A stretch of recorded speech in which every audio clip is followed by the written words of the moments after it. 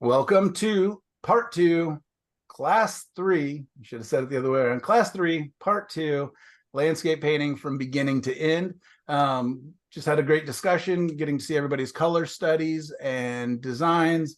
And we have picked out a very intimidating color palette for the first oil painting. We're going to mix one design and two different color palettes.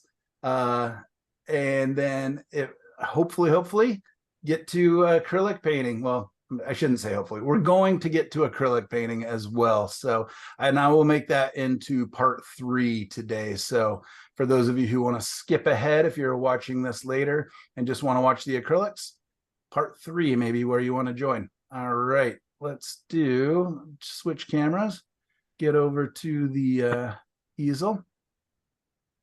All right, so you can see there the color studies and little design studies that I've done on the left side. We are going to be doing the design from the top one, loosely based on, and the color scheme from the bottom right one, and I guess you'd call it the middle vertical. So quite the combination. You guys are not nice. You're very rough on me, but let's go see what happens. And I'm going to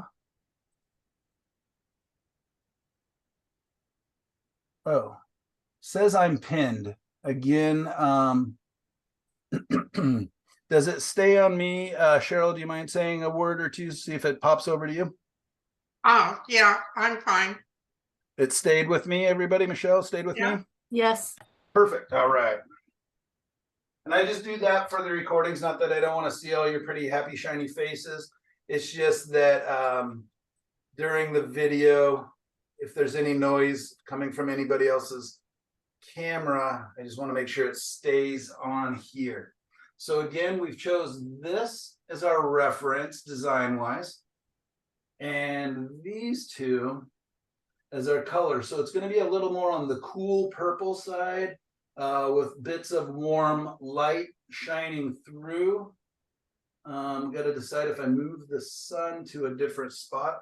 I would like to, make these trees a little more interesting. Can you guys see the references from that far away?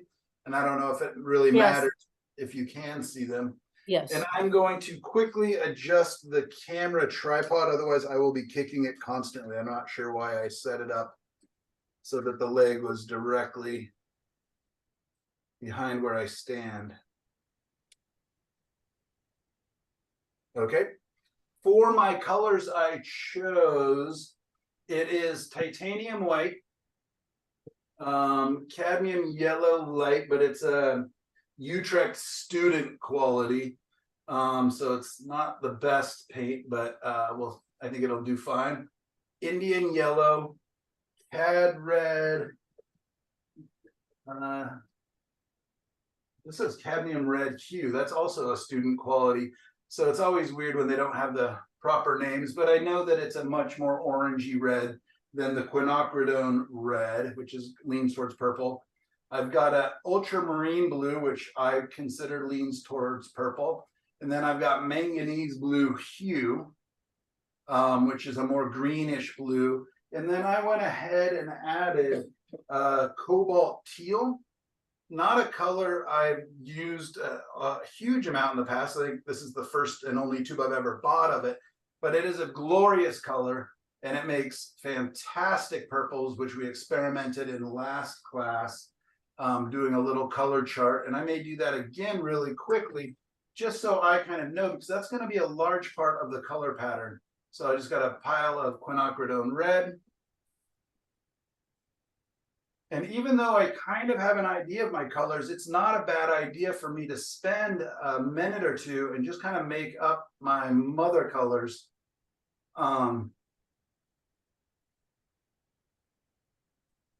Please repeat that color of blue. It is called cobalt teal, and it is a Gamblin color. It's definitely much more opaque. There's a couple of different colors that are similar. I actually learned this color from the fantastic color instructor, Scott Gallatley, who worked for Gamblin Paints for a number of years and helped them come up with a bunch of their colors. But I mean, look at that range. It's so nice. And when we add a little bit of white to that combination, it really makes just a beautiful, vibrant kind of a fuchsia, which we can lean.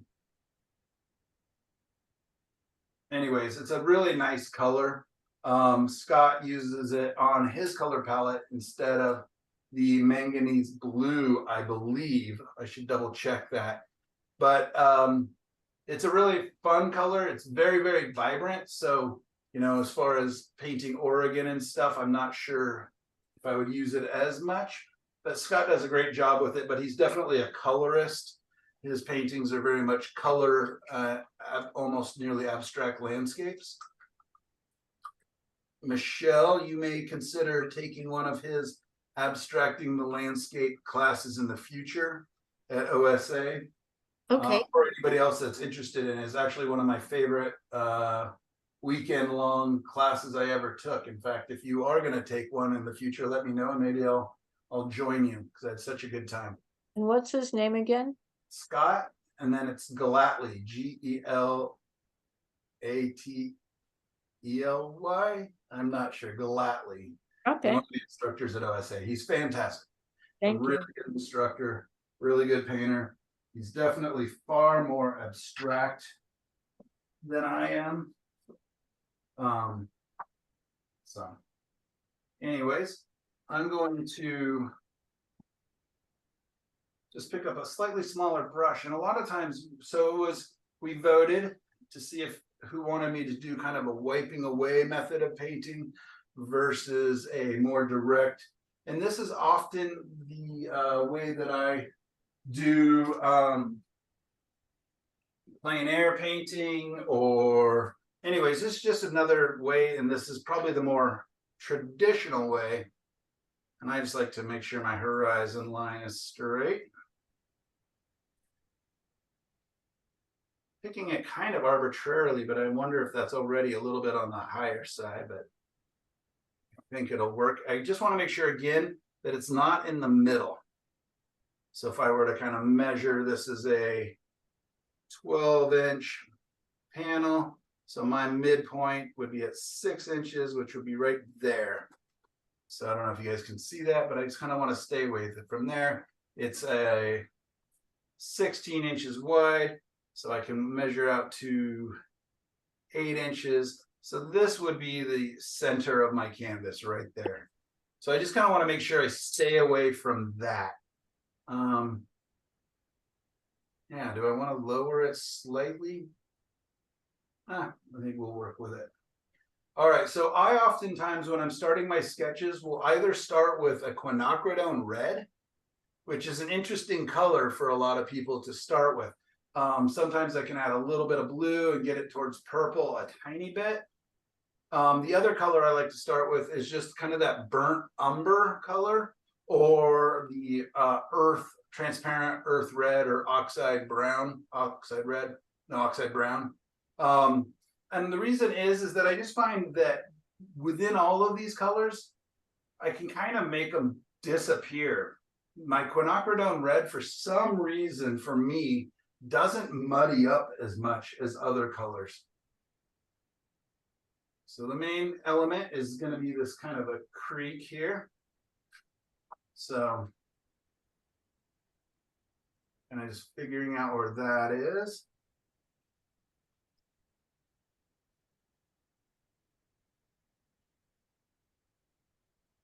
I wanted about this high going back there. So I just kind of got to figure out, how did it get to there?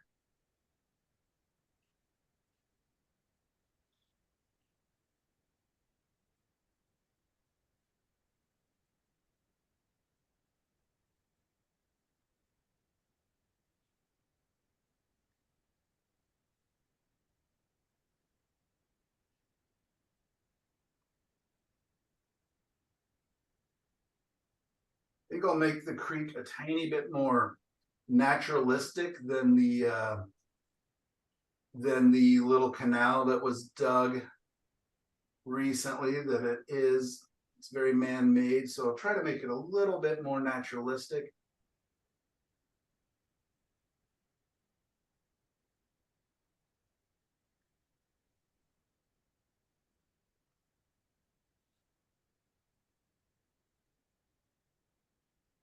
All right, Linda, how does that look? Does it look like it's going up a hill or down a hill or anything else? No, no, not at all. So you see the straight lines that I draw it with? Yeah, That's part of it. If I just do a big swish, a big C shape, a lot of times I get myself in trouble. This also has a pretty big bank to it, meaning that there's a big drop off here from where Right. the edge. I'm gonna kind of lower that and keep it a little more naturalistic. Again, like it's not as dug out, like erosion has happened. So things are just kind of gonna be a little more subtle. I'm not gonna have this big jump in the edge. It's gonna be a little more subtle. Okay. And that's just me making some choices a little bit on the fly here, but so I've got this band of trees back here. I want to make sure I'm not getting overly consistent or redundant with the shapes. I want to make them somewhat interesting. And I'm going to put my trees just below that horizon line.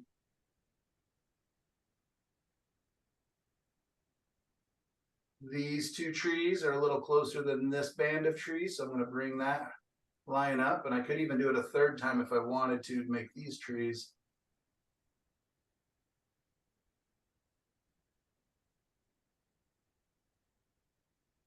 In this instance, I'm actually going to use these this little grouping of trees back here that are in the reference photo, but I'm not going to make them as obvious.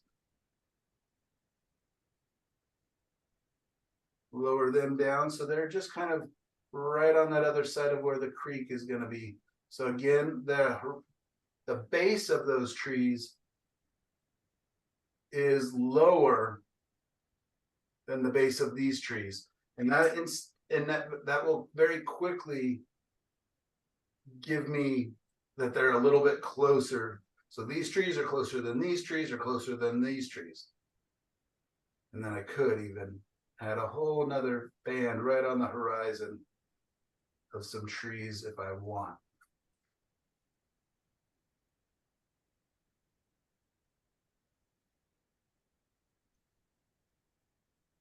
All right, so a big thing about the design we all chose is that there's trees coming down much closer to us. So I'm going to kind of say that this is where the base of these trees are. All right, so that's where the trunks are going to come up. And I may have to move the camera or maybe just the easel over a little bit.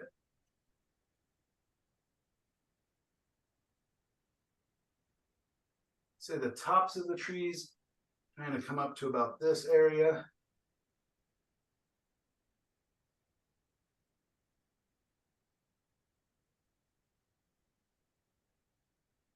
It's kind of quickly sketching in an idea of where the trunks might be.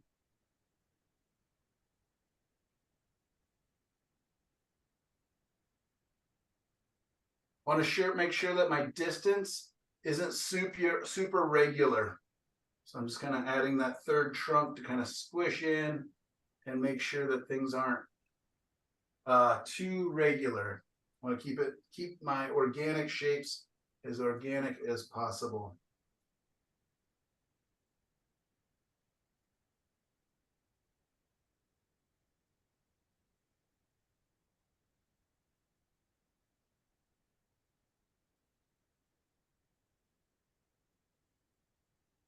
I'm using the reference, but slightly. I'm letting myself alter some things that I kind of thought maybe aren't quite as good about it or could be used a little differently. And the big part of it was I just thought these trees could be a little more interesting.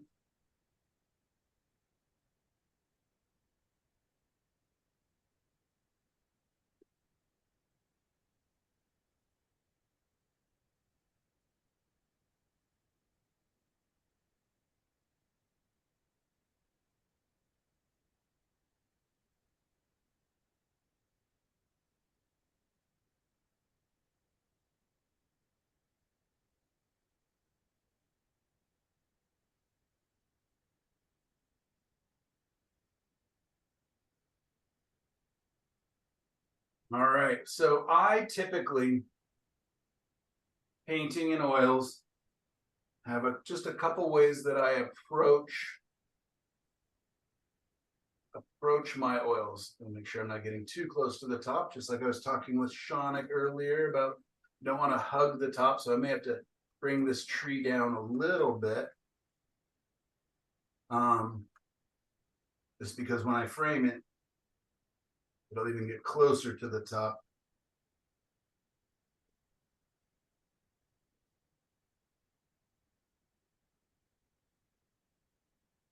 Just kind of seeing what kind of design elements can I bring into each one of these trees so they're not all just lollipops or bundles of cotton candy. I want to make sure that there's a bit of personality in these trees. All right, so when painting with oils, I typically will paint from thin to thick, meaning I'm going to start with kind of scrubbing in my big shapes, establishing some of my colors and values, and then so thin to thick. I also start generally with dark to light. So I'm going to bring in my dark values to kind of establish the foundation of kind of where do things meet, how do they interact with each other. Thin to thick. Oh, and then big to small. You'll see that I'll kind of cover up big areas because the detail will come. I don't want to be saving little spots. I don't want to be protecting. I prefer with paints to kind of build up and to let the detail show up.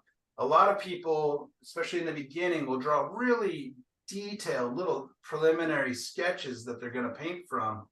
But then it's almost like coloring in, or you're protecting that sketch so much that it makes moving forward really slow and scary. So I'm just going to make up a big dark pile.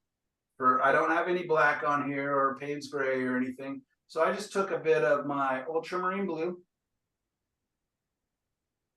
mixed in a bit of my cadmium red, and you can see that it makes a very dark color. I'm going to take a bit of my cadmium yellow and mix that in because, of course, when I mix red and blue, it's going to make a very dark purple. Taking just a touch of yellow, not enough to lighten it up really, but it basically neutralizes that purple. I can test my dark color by adding just a touch of white. You can see that it's still going quite purple. So I can add a little more yellow to it.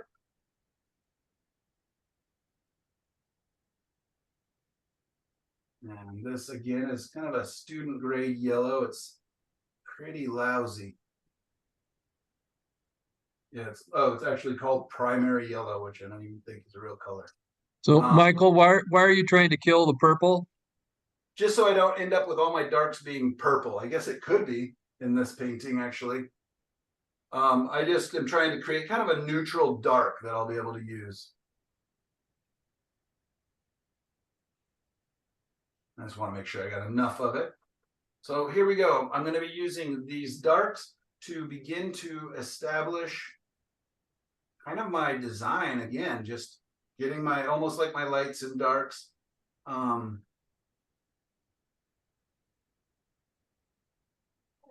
And hopefully what this will do is we'll begin to get our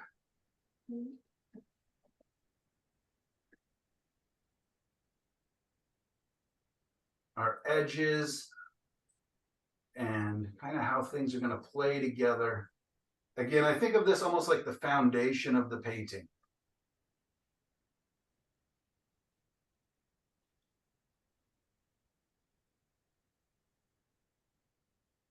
I'm keeping the paint a little bit thinner, meaning it has a touch of paint thinner to it, but really I'm just not leaving it on there very thickly. That way I can build up my lighter paint as I progress quicker. If I start with really thick, dark paint, it will kind of just continue to infect everything else that comes on top of it. Whereas if I keep it thin, I can just start layering on paint quite quickly. All right, so for the base of these trees, because they're closer, I'm gonna let them remain pretty dark, whereas I'm gonna start to lighten the values of these other shadow areas of these trees as I go back.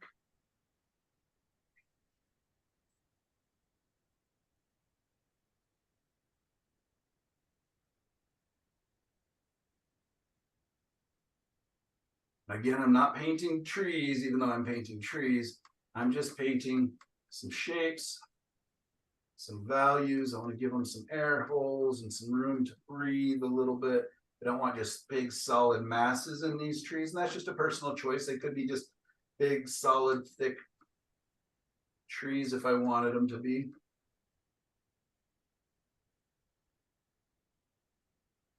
I'm just trying to be a little bit designery, trying to get a little bit of a sense of movement and motion, and again, letting the trees have a little bit of personality.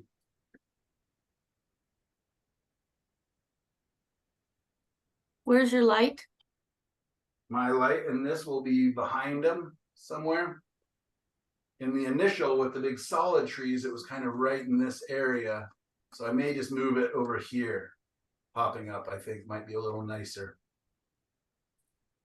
And I think we'll work with the combination of the two. So I'll put the sun kind of over here, reflecting down into the water.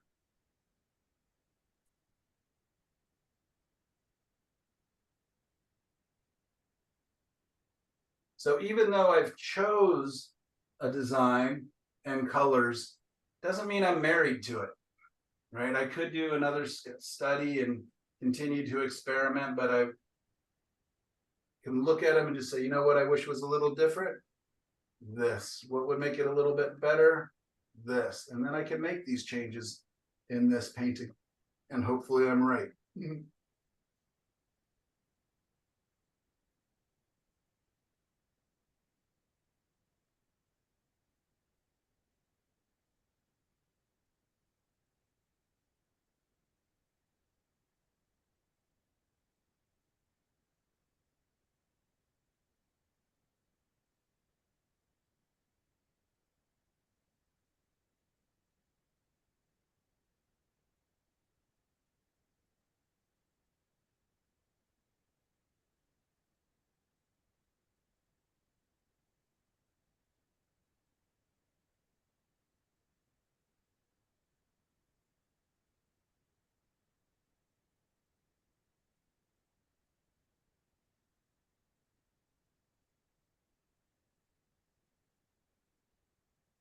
I'm going to go ahead and lighten up that dark a little bit. If I wanted to, I could even add a tiny bit of blue to even help more with the optical illusion of it falling back into space.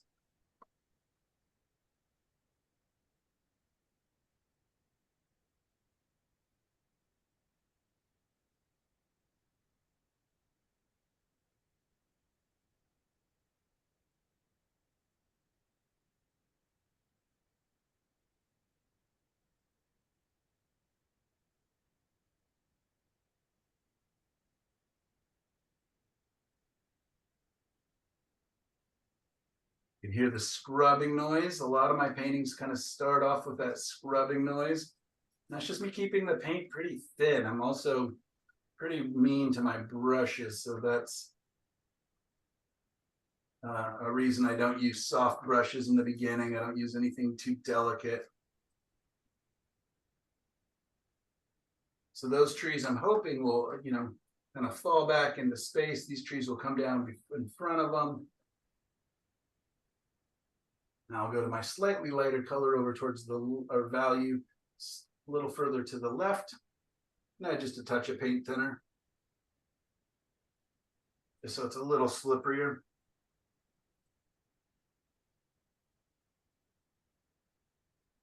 And again, all I'm doing is just, it's almost like doing that value-based painting again. I'm just kind of establishing who's where in relation to each other in space. who's higher on the horizon, higher towards the horizon line, who's lower, meaning a little closer. Where do they live in this little world that I'm creating for them? Are they close? Are they far?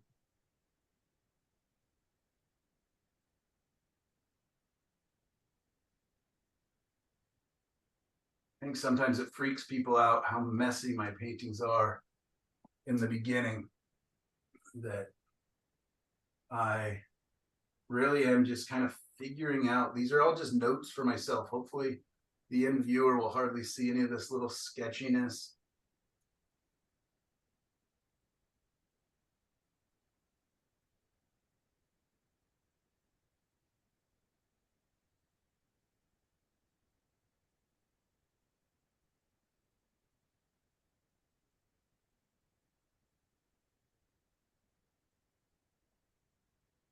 Are you guys kind of beginning to see that, what I'm kind of planning and thinking as far as depth, sizes, Yes. Yes. how messy it is? I find I used to, do really sophisticated drawings on my painting and everything else, but now one of the reminders I'm constantly saying is the detail will come. I will find the detail. I will make the detail as I'm building up the painting.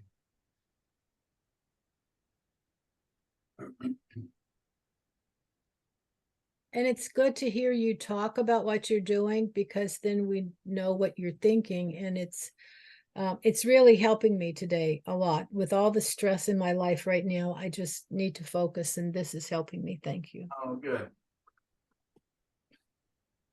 I like to call that painting out loud. Yes. Painting out loud. There you And I go. love people who do that.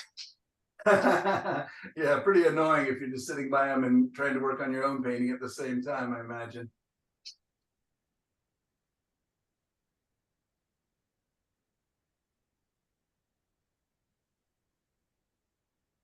But painting out loud is like praying out loud. When we speak it, it happens. So you're making it happen for us.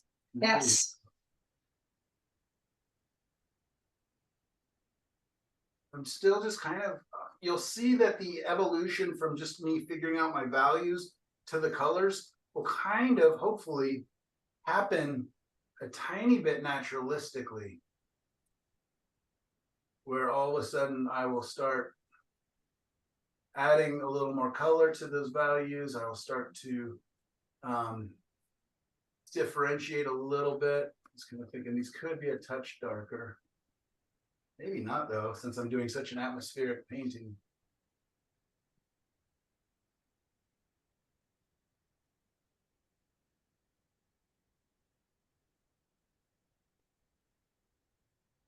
I'm going to lower this guy's base down a little bit so that all these trees aren't in just a straight line. Maybe that'll make it a little more interesting. We'll kind of go back at this angle and at this angle.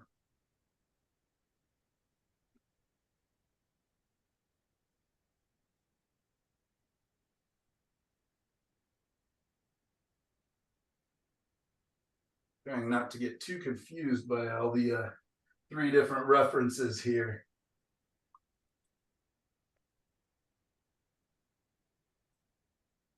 I probably should have glazed or put a color down first. That would have been probably smarter, but here we go. Let's wish me luck. I wish you luck, Michael.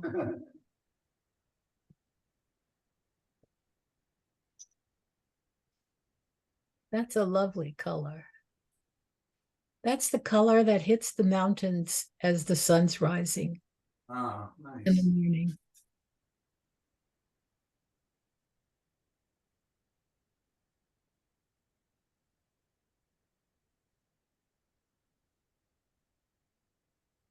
And it's just for us, maybe 5 seconds, and then it changes to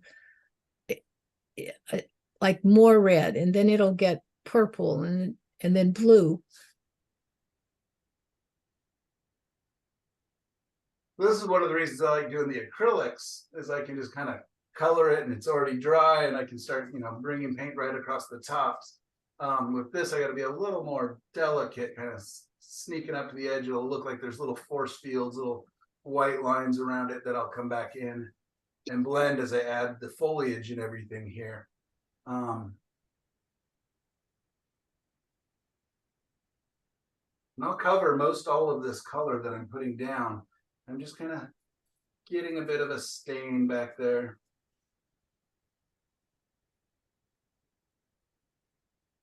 Because fragments of it will continue to show.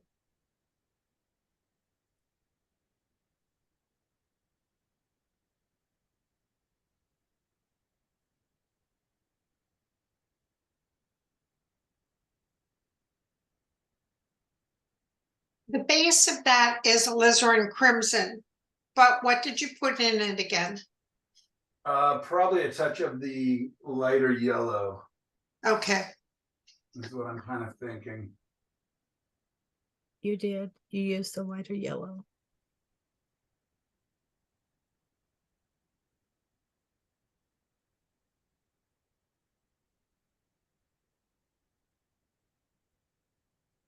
Being stingy with my paint, I need to mix bigger piles. So I know I'm covering a pretty good sized area here.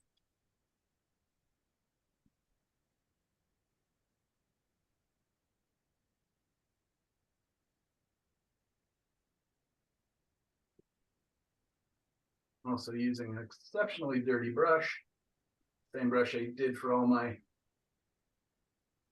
dark areas there. And I'm just trying to get big swaths covered. I like to get as much of my surface covered early on, and then I can actually begin to see the colors a little better as I put them down side by side.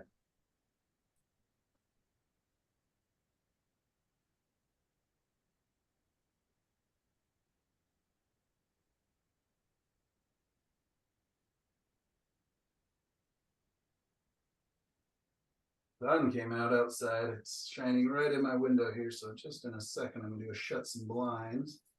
Otherwise, it's all of a sudden everything is very glary as it's staring at me here. Looks like chaos, doesn't it? Isn't No, it beautiful. Thank you. It's a lot of.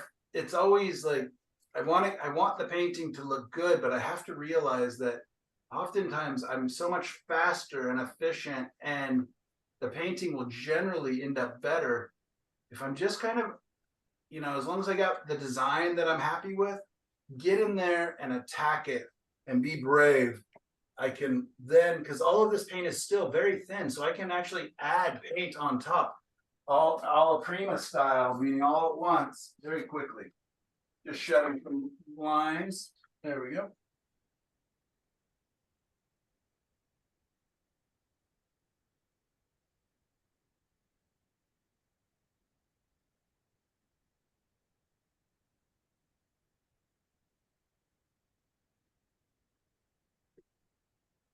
I'm just kind of stepping back to the back of my to actually check. Normally I would do this before I start coloring, but I just want to make sure my horizon line is straight and my shapes are working.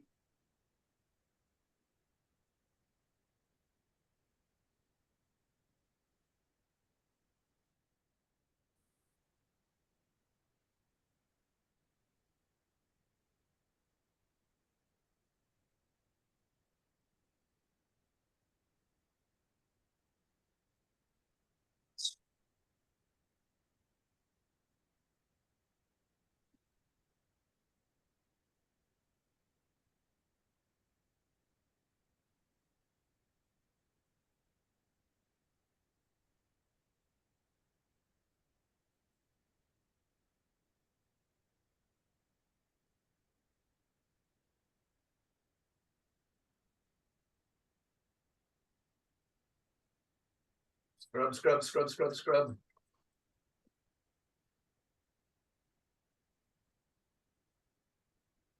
I can just judge my colors so much better when I don't have bright white or don't have the, big areas of the underpainting or the surface showing. And again, I know that I can come back in and cover all of this, no problem. Talking about light, what is your light source? I mean, physically. Here, I can go ahead and knock that in so you guys can get a better sense for it.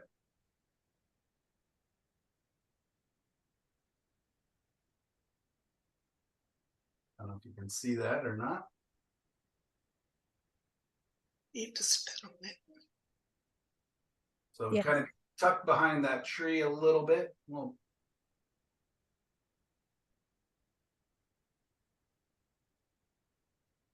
that's a good Yes. reminder. Thank you, Don. Somebody else asked me that earlier.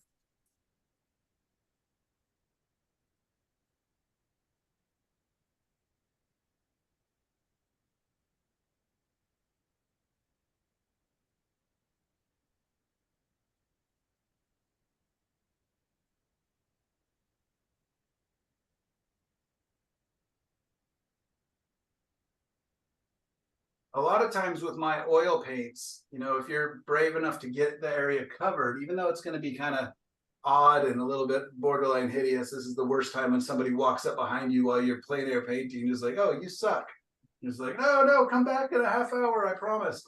Because I'm just trying to get enough paint on there that I can begin to judge my colors, judge my values, and know that some of these colors will speckle through a little bit in areas maybe I don't get back, you know, I don't cover as much. But this is information for me for the most part. So just if you're like looking at your painting and you're just like, oh my God, it's so ugly at the beginning, you know, yes, it is. It's hideous at the beginning. It's just, you're just making notes for yourself.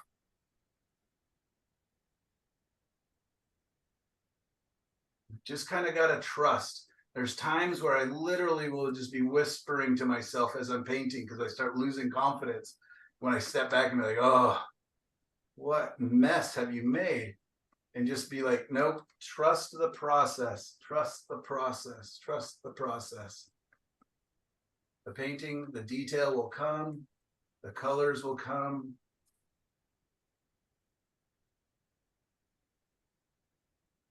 A couple of my friends who buy my paintings occasionally want to know what this process is. So I took some pictures and they were shocked. Right, yeah, it's crazy. All right, so when I was doing this with acrylics, you know, I had all these values just kind of dried in there so I could just come in and put the haze over the top. But now, since it's kind of going to be a more direct painting process, I'm going to have to think of those colors and values a little more than I would if I was building it up or letting it dry in between. So I just kind of want to, you know, I want to make colors that are close and values that are close to where I want it to end up.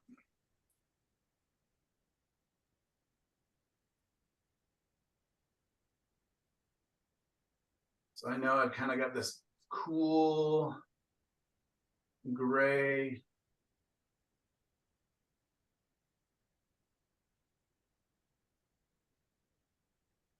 Ground plane. Could even probably be a little lighter than that. And then it's going to get darker, of course, because the haze is stronger back there. Also, my edges will get a little tighter as things come forward.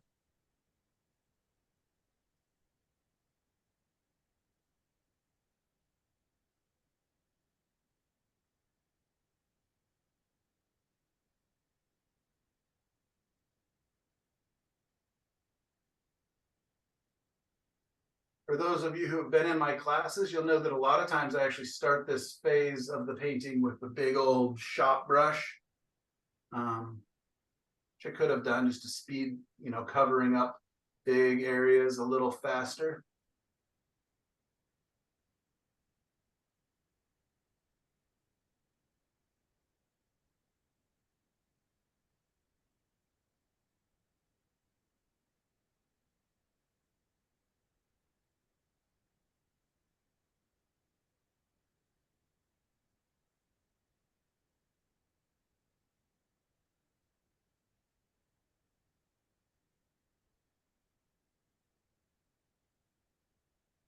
And again, if I wasn't being a speed racer here, trying to get multiple paintings done, I maybe should spend, and it actually probably would have sped it up, is to actually get some of those colors kind of established that I wanted to be in this painting.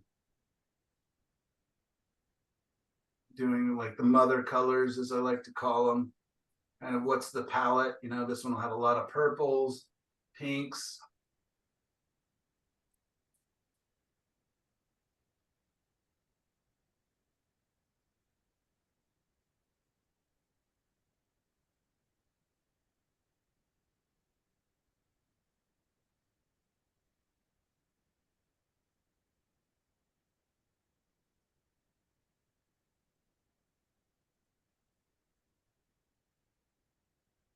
There's sometimes in these like initial sketches that I actually like it because it has such a spontaneous energy. And then, you know, when I come in and start refining everything, I feel like sometimes I lose that. Like there's a more impressionistic look in the early stages, which some of you may gravitate towards, you know, the Monet fans and the French Impressionists. But I like a kind of I like hints of that in my painting. I definitely don't want my paintings to look like photos. I want them to look like they were painted, but I, you know, don't ever leave them, or usually don't leave them super impressionistic either. You can see I'm just kind of thinking, okay, if there's less and less fog as it's coming forward, the veils of atmosphere are a little less.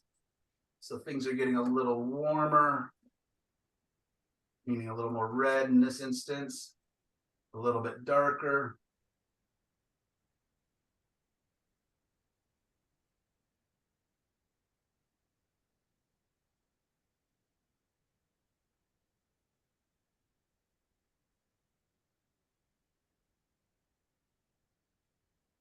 So 12 by 16 is not a small canvas. It's not, you know, a great big canvas by any means.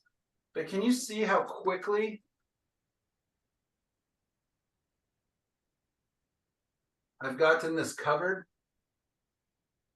Yes. I'm already establishing so much of the information that I'm going to want and need so that I can move forward and begin to make choices and refine things.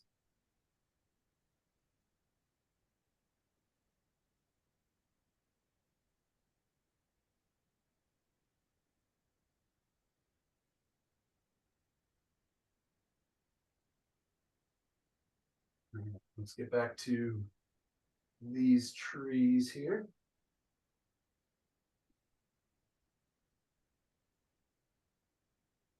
They're pretty big characters in this story, so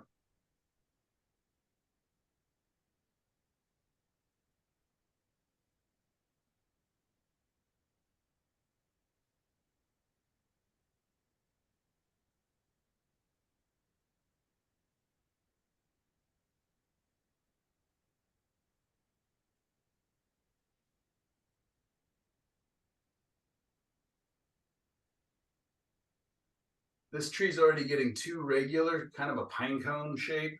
So I had to figure out what could I do to make it a little more interesting, a little more off center. Maybe I just don't have a pointy tip on it. That's part of it. No, no.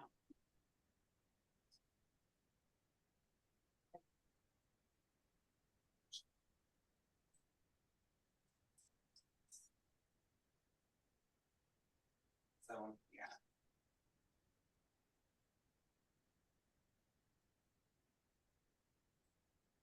I know that I'm going to come back in and add color, you know, thicker paint across the background when I actually refine those colors. So I can use those to carve in some sky holes and hopefully make these trees, not again, not just big lumps.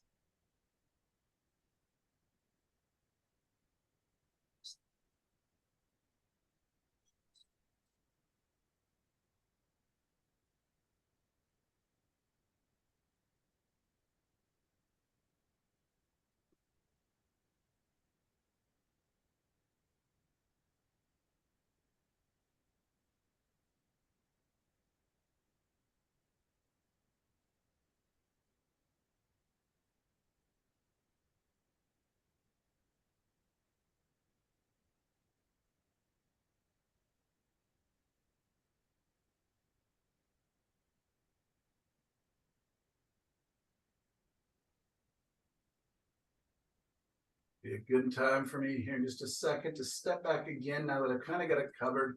I'm beginning to get an idea of the layout. I'm going to bring in a couple more darks into the foreground just to help with this sense so I can read if my atmospheric perspective is reading just in this kind of rudimentary stage.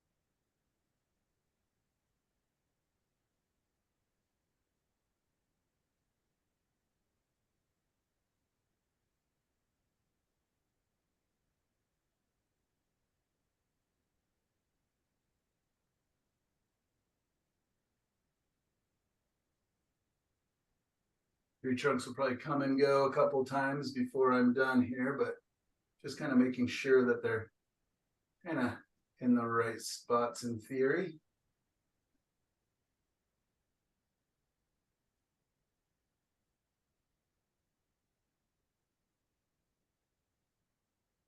What I'm going to do just to speed up the process is I'm actually just going to grab a big soft brush and I'm going to knock back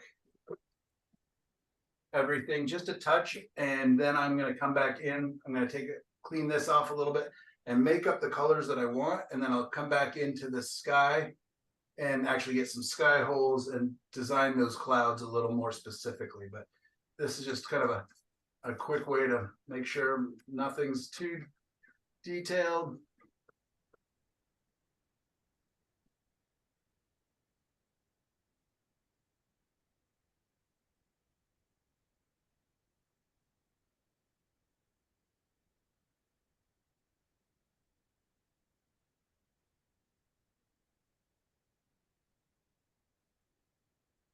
Another way sometimes I'll do it is just by simply taking my paper towel and just wiping it down or wiping it across just to kind of get a bit of smearing, especially when I'm doing an atmospheric picture.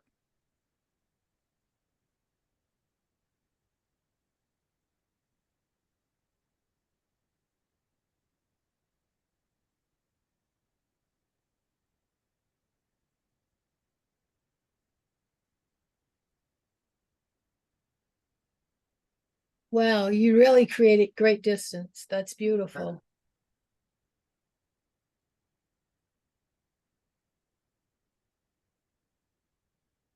Okay, so Question. If your light is coming from the left, why is that tree dark on the left? because I haven't added any light yet. Okay, Still all right, just I'm kinda, yep, curious. Yep, no, I could have definitely, could have left out areas where I, wanted it to be, have the light on it. But I'm Yeah. actually some color for that. So yeah, and there's times I'll come back now, like with toothpicks, with Q-tips. Q-tips Okay, or, other brushes. But I know that I put on my paint thin enough that I can just literally add color right on top of all this. So remember, thin to thick, dark to light, big to small. So I'm just establishing all my big shapes. And then whenever I do sideways, it makes it very glary. So I'll go one more time this way. Yeah, look at that. How it just all of a sudden starts to reveal itself. oh, yeah. I always think that's funny. It's just the angle of the light.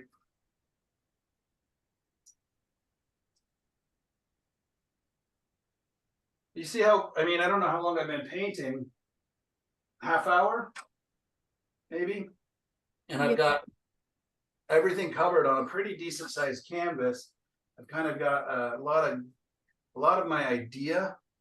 Can use kind of my paper towel where I think maybe I'm, I don't want to have to fight having this thick of paint.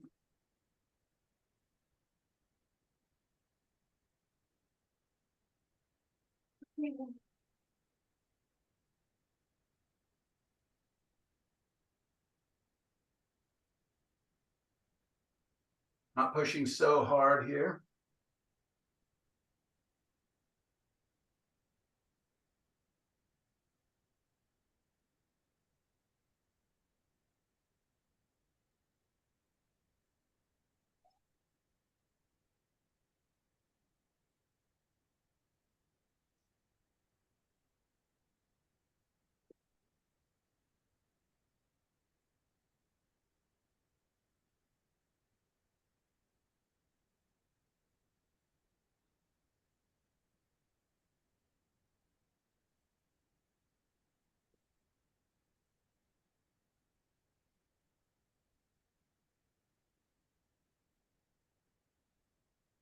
But yeah, it's, again, I think of a lot of times the oil painting is it's almost a little bit sculptural. Like I can go back and forth. I can add paint. I can remove paint. I think so many of us, once we put the paint on, we're so married to it, even though we put it in the wrong spot or put on the wrong color. Just know that you can take it off, at least a lot of it, so that you can cover it back up. All right.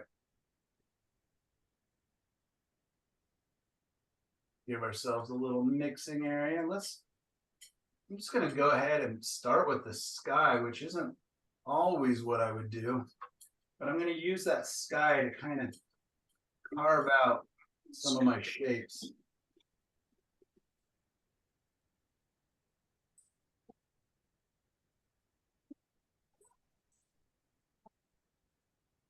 Why are you working?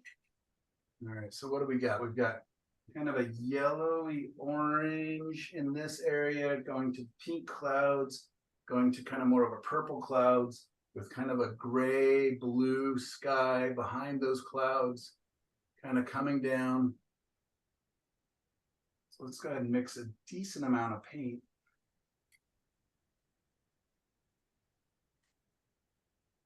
So I can actually use it to cover.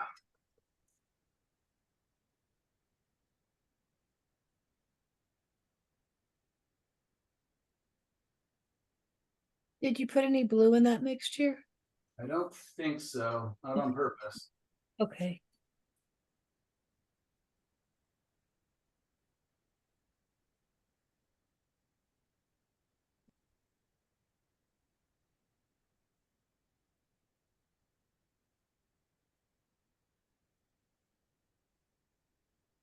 The two yellows I've got.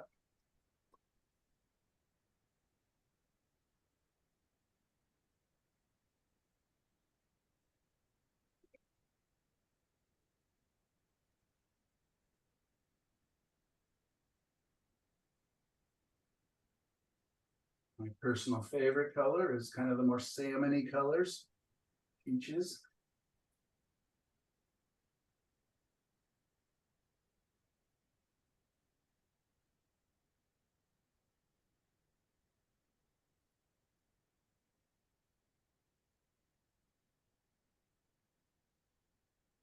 See what happens if I grab a bit of all the blues.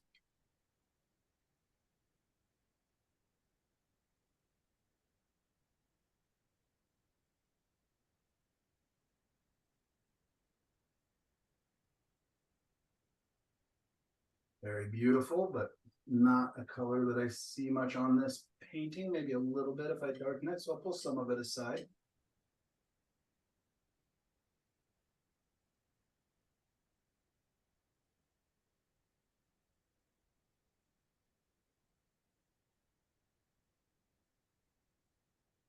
And add a little bit of yellow just to neutralize that a bit.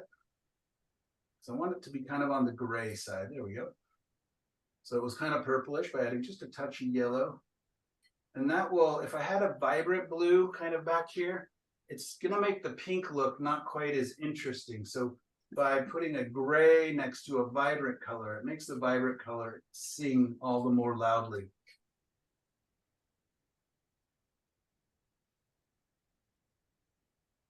And I want to use some purple. Let's just grab our leftover purple here and add some of this pink so they harmonize.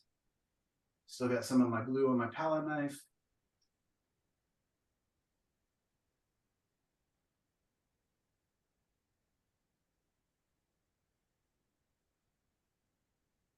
Wait, how did you get that purple? Uh, the Mhm. gray blue that was on my palette knife mixed with that pink. Okay. And now I'm just gonna try and make a slightly more strong version of it. I'm not sure if I'll need it or not. More, again, more fuchsia. So it feels like, this can take extra time doing all this color mixing and trying to figure out, but I can start to visualize. I'm like, okay, I've got this yellow band kind of where the sun kind of branching out from there, coming down into the water. Okay, then it goes to kind of the salmon color above that and onto the bottoms of some of these pinks, the pink on top of that, transitioning probably to a little bit of a shadow color on the tops of the clouds away from the sun. And then the sky behind the clouds will be this kind of blue gray. If I do need to darken it, I've got this blue here, which I may need to gray down, but I'll bet you I'll be able to use pieces or related colors into my ground plane as well. That makes sense, you guys? Yes. So I've kind of got my big rough design. I've kind of got it colored up so that I can kind of get an idea. And now let's play. Let's start with kind of more of the pink, maybe bring in a little bit of that salmon. Let's just kind of figure out where are these clouds doing.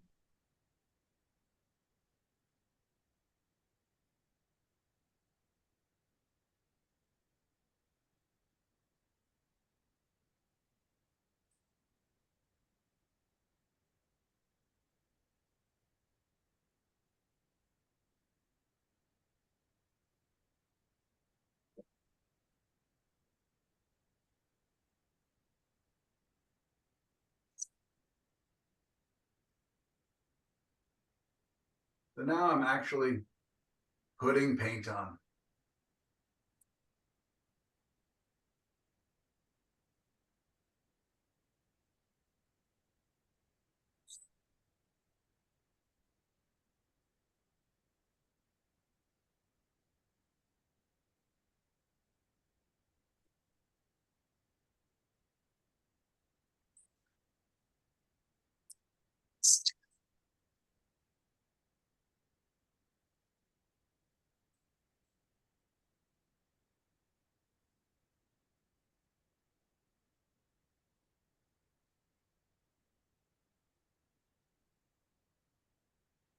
So that's actually in my instinct is to actually make that kind of the slightly darker part of each one of those clouds as it's facing away from the sun. So the bottom, this is kind of the top side of the cloud facing us a little bit. So you got to think about the structure of the thing you're painting and how it's facing the light source.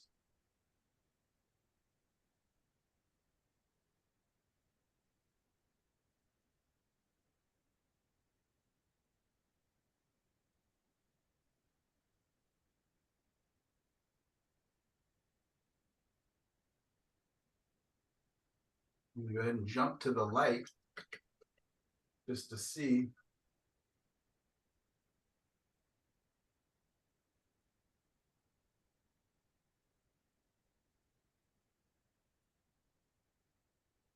Bam. Hello, sun. That's what my mom says to me all the time. Uh-huh.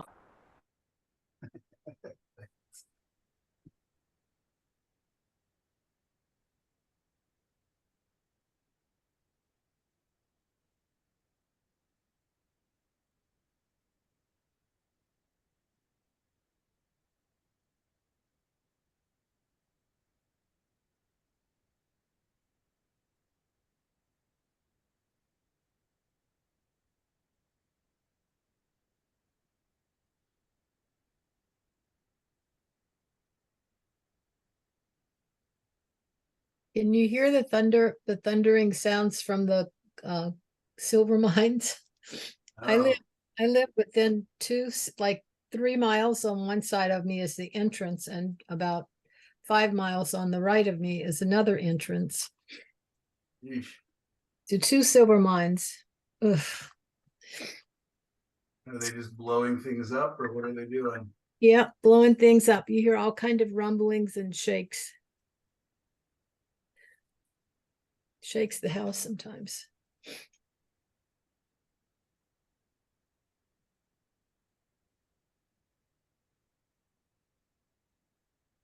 That's beautiful.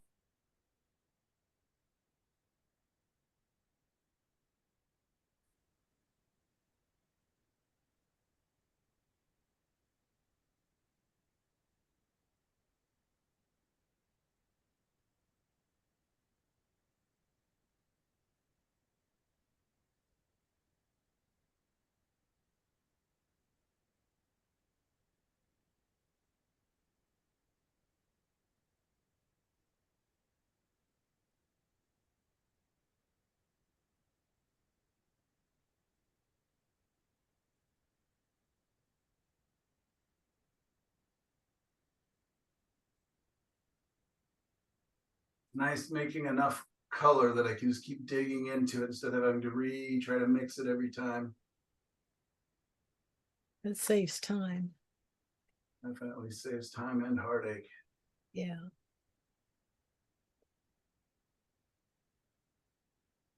That's absolutely lovely, Michael. Oh, thanks.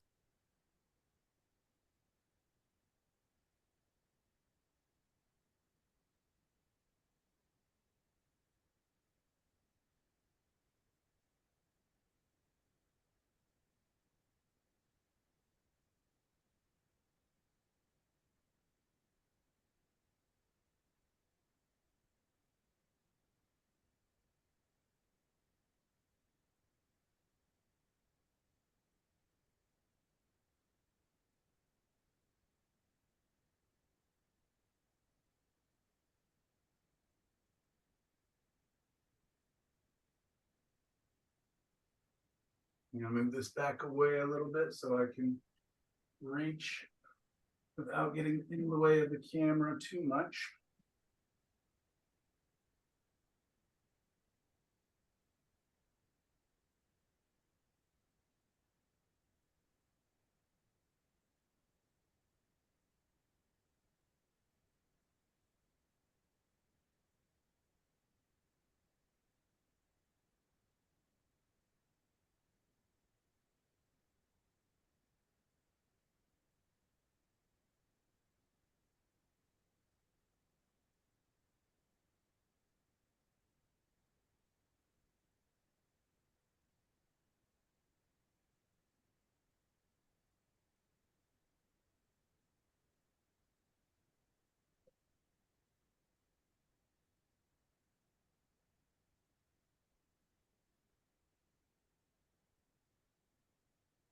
So yeah, I can begin to use some of these colors to shape, hopefully make these trees a little more interesting.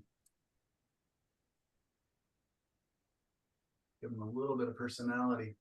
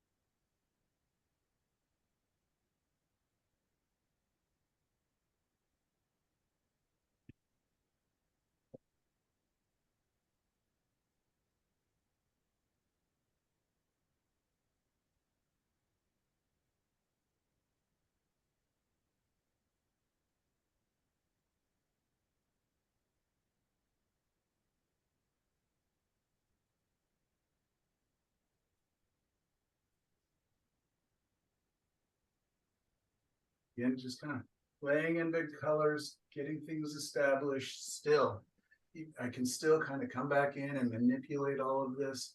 If I want to, I can, soften edges. I can do all sorts of things here.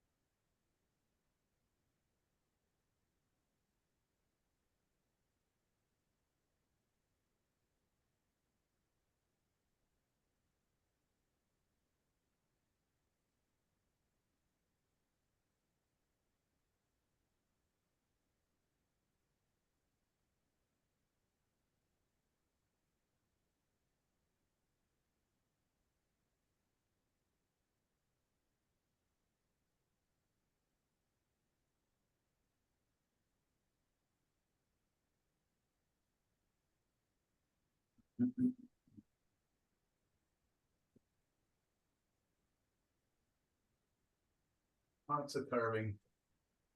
Okay, go to the what I can perceive to be kind of the top of the clouds. A little cooler yet. Kind of an in-between color.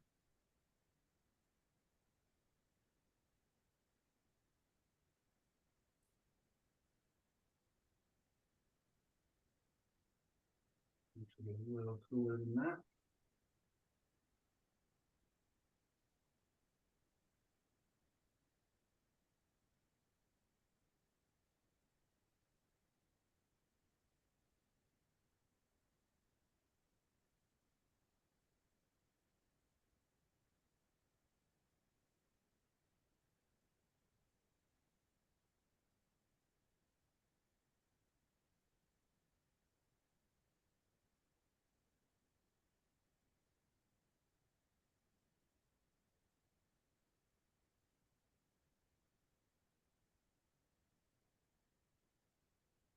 Wow, Michael.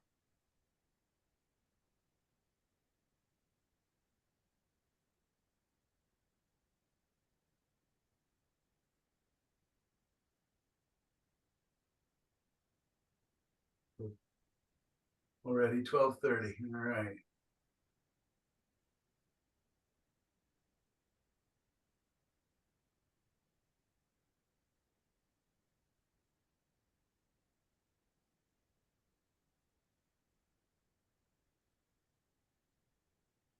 That is so beautiful.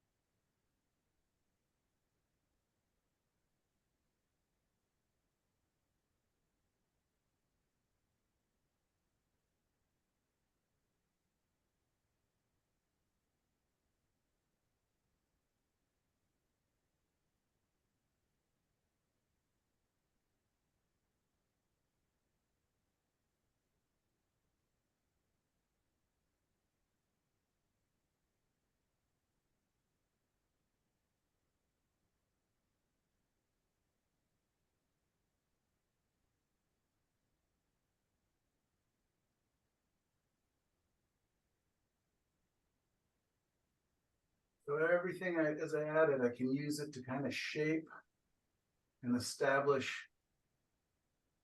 where things are a little more, hopefully.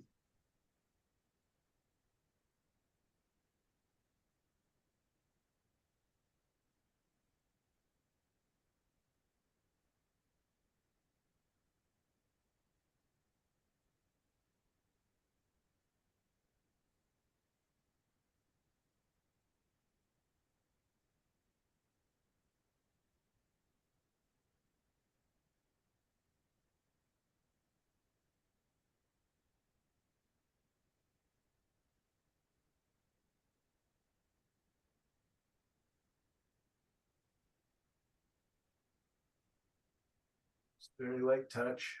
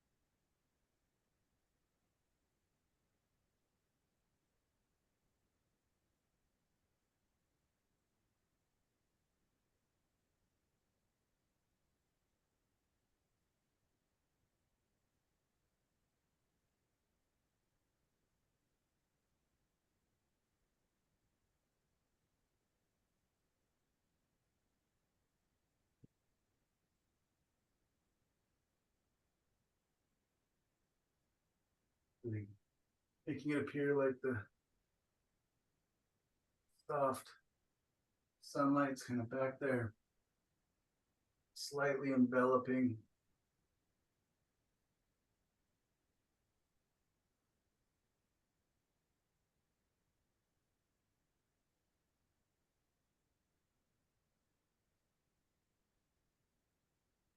Probably come back in and warm that up just a touch more.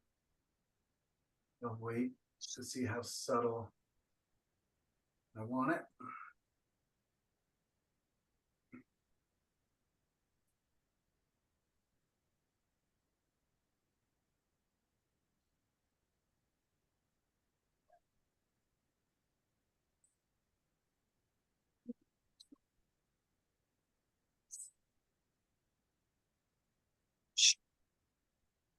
Bring those trees over towards me here.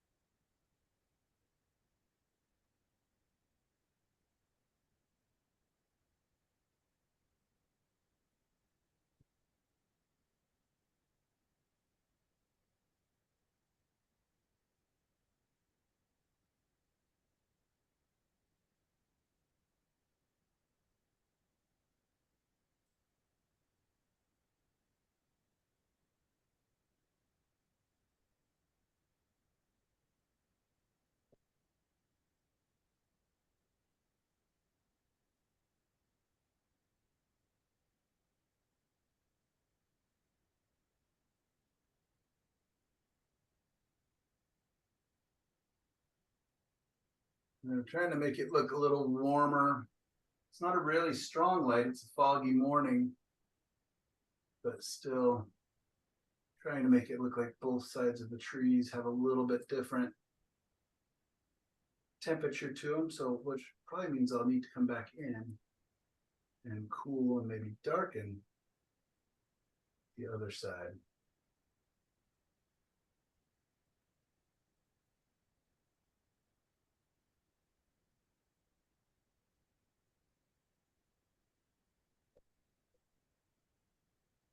Instead of trying to lighten this too much, because I don't want it to probably be red, so I'm keep trying to sneak up on it with kind of a lighter purpley color.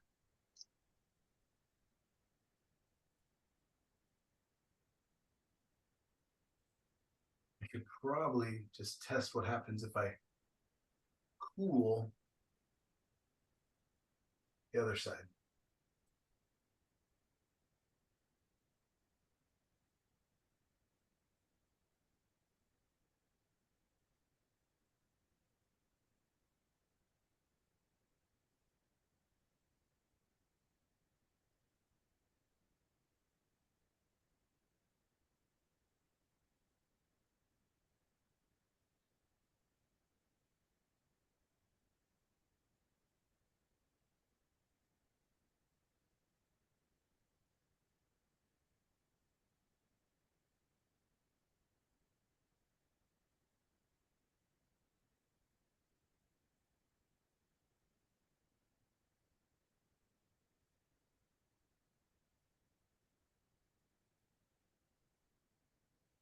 That's an important reminder for me. A lot of times when I think I need to get hotter and hotter and hotter on the thing, I can actually test what if there was a cooler color near it.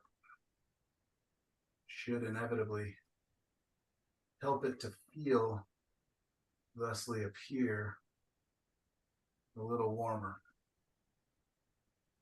Don't you usually say cool light, warm shadows, and vice versa? Yeah, so this is a warm light. So yeah, we got a cool shadow, Thank you. quite blue. Experimenting what happens if I add this teal color into those blues.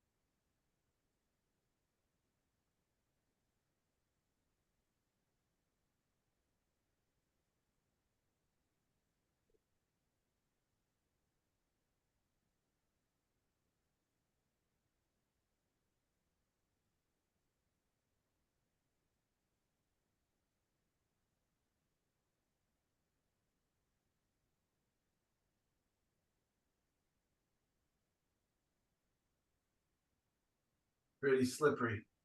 Painting wet into wet and trying to get any kind of little lines are interesting. But I just kind of want to establish where these trunks are again, just so I kind of know. And then I may just have to redraw them a little later as things start to tack up. But it's just kind of some good information for me to have.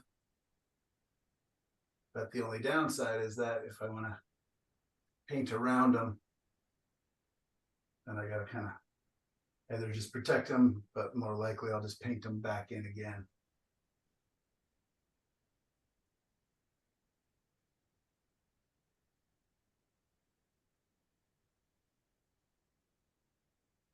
So I'm afraid that I may have overpromised again today.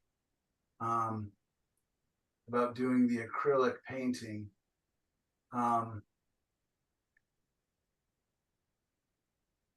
Either, yeah, what do you guys think I should do? I'm gonna need a break here in a little bit. It's a lot of talking and painting. And you guys are probably getting tired of me as well.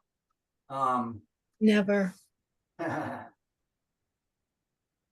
wondering, it almost, just trying to figure out even if there's another time where I can just kind of come back on and do a little bonus painting, or I could just video a bonus painting in acrylics. Otherwise, yeah, I'm just going to need a break and go get some lunch and whatnot. I haven't even had breakfast yet. So I apologize for lying. You didn't. You didn't. You just tried really hard and you're just human. So, but what I'm going to do is I'm going to fix this up a little more, and then I'm going to show you guys how I'm going to do the sky just a touch more. I'm just going to kind of soften some areas. But I actually think this is a pretty good start, especially painting wet into wet, which is not always easy when you have a lot of atmosphere. Some of the effects are easier when it's wet into wet, the blending and things. But trying to do the wet into wet with the blending and then also hinting at detail.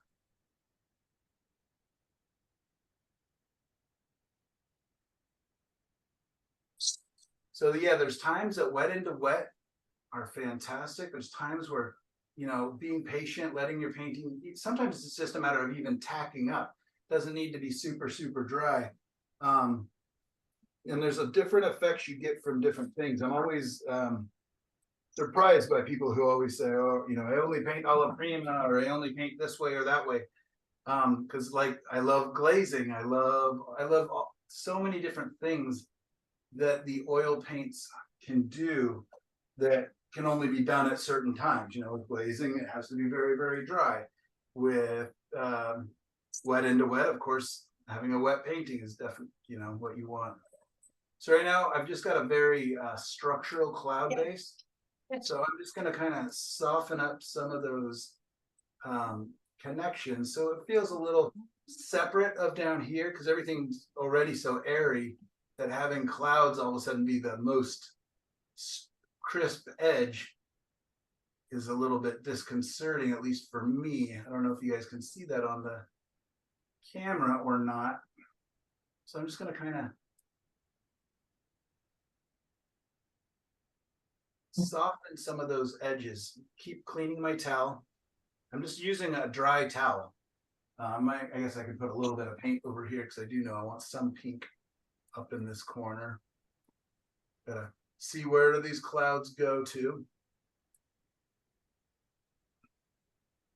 Clean off that paint, and now I'm just gonna soften that because as they're going away, especially right into the corner there, I probably don't want them real crisp. Our eyes are drawn towards crisp edges. So in spots where I don't want as crisp, or I don't want as much attention, I can soften up the edges.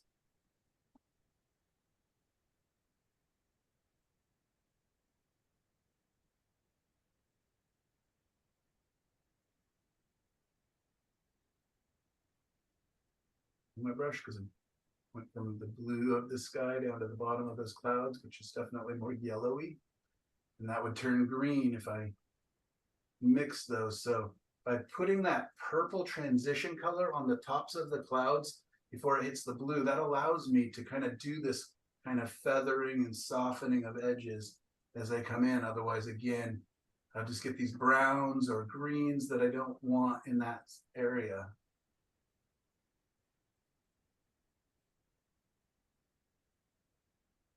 So hopefully the clouds are beginning to feel softer, a little more hazy, a little more like they belong in this world. They do. They are belonging in your painting beautifully. Now, love the trees. Yeah, they're kind of fun. Wonder if I should take this one up off the top here since it's so close. Probably helped it to make the space a little more interesting.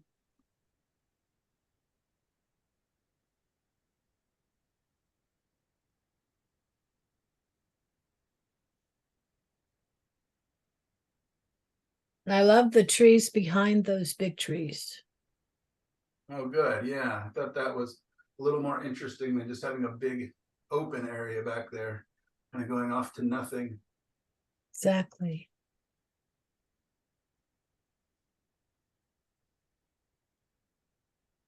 I think I'm afraid to, like, if I put the tree trunks down, then I don't want to touch it, and I'm try to paint around it, and it's like, oof, that doesn't work. I Yeah, love what you showed us today, because back and forth. everything is workable and fixable, and you can always replace a tree trunk, and thank you, Michael. Thank you. I agree. The lack of panic is really, really helpful. This just me. Usually I'm panicking and then I freeze up. So this is great because you're just working through it. And I love that. So thank you. Oh, good. Thank you.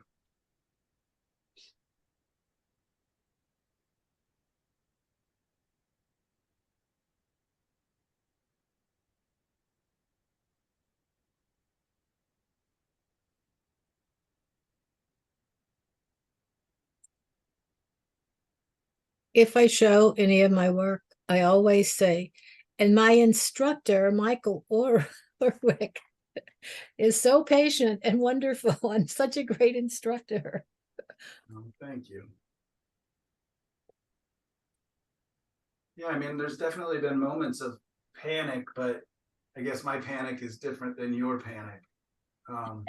Just because I've destroyed so many paintings or thought I have, just to realize, oh, I can wipe that off with a paper towel. Oh, I can let that dry and come back to it. Oh, I can, you know what I mean? Oils are quite forgiving, and I think we forget that. So yeah, like in this painting, I'm just kind of thinking, well, let's just get it as far as we can, that it feels good. And then I can revisit it. You guys have a whole week. I guess I have a whole week. So maybe get started soon so you have time if it needs to dry a little bit. You can revisit it and Wow. Or So- do it again 2 or 3 times. or do it Yeah. again 2 or 3 times. Yeah, exactly. All those things. So you're using the same brush that you started with. No, I have a couple dirty brushes down here. Okay. Okay. Thank Yeah, you. now this one I just picked up because it's dry and clean, just to soften edges. Otherwise, it would probably be making a big mess. Thank you. Yeah, absolutely.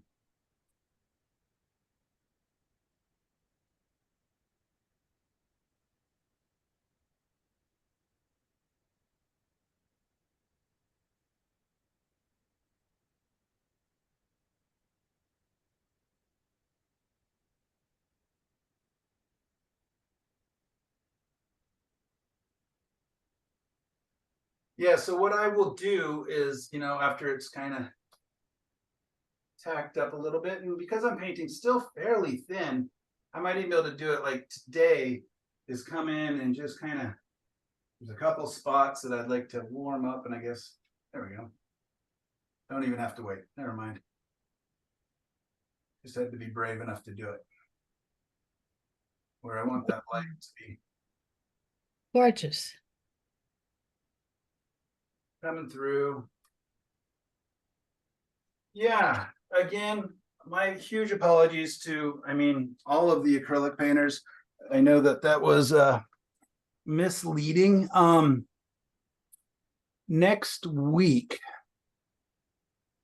what do you guys think about me doing the demo, instead of me doing my sketches? Because you guys all know how to do the sketches now and stuff, or whatever the homework is for next week. I will demo with acrylics. Okay. I'll Okay. basically do that top, was it the top left painting that I said I would do? Yes. Okay, so I will do that with acrylics. Hopefully they'll still be wet since I laid them all out. Yeah, thank you guys. Yeah, we're half hour long, so that'd be an hour and a half, 2 hours long by the time plus a break.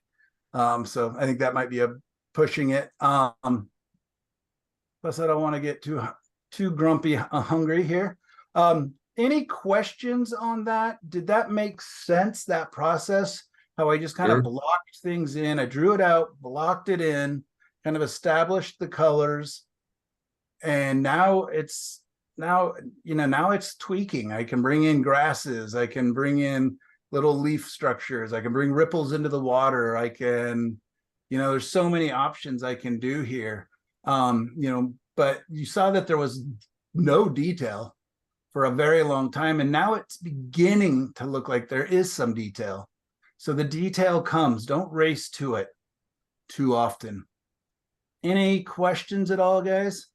Yeah, what kind of mossy, would you use mossy greens? Like a dark mossy green to put in the darker places?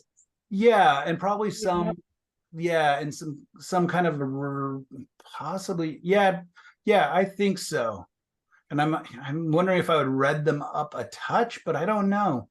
Yeah, some greens, and I could, Yeah, and I'd probably bring some kind of a color into that tree a little bit, possibly.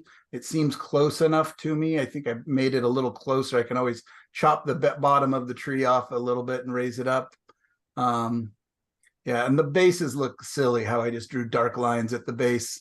There's kind of sideways lines, but those serve as markers for me for right now. Will you record whatever you do or wait till next week? Yeah, I think I'm for the acrylics or for this painting. For this painting. Yeah. Oh, yeah, sure. Are you guys okay with next week? I will do a little longer demo since we'll have your paintings to look at and demo, and then we'll be kind of figuring out our next assignment. So that's another big day. What if you demo first? Yeah, Yeah. I could. Yeah. Yeah, maybe you're right. Maybe I can just kind of quickly finish this up, but I wanted to do the acrylics. But yeah, okay. I will do demo first, and then Or yeah. just record this one, for our benefit for later if you end up working on it more. Yeah, I can just do that to my iPhone. And I apologize because I got here late, but what is the homework for next week? To do your painting. Okay. Yeah, so we did the black and white, we did the color studies, and now it's time to put them into work and make a painting. Do you guys, because we have 3 classes left, but do you guys want 2 weeks for it, or do you think 1 week's going to be enough time? Well, do we have another painting to do before, like the last class, we have another painting to have produced, right? Ideally, but I guess, yeah, ideally. Okay. So if you record it, how you finished this one, Okay. and then did the acrylic demo, I think I'm speaking not for all of us, but I think we would be able to handle it.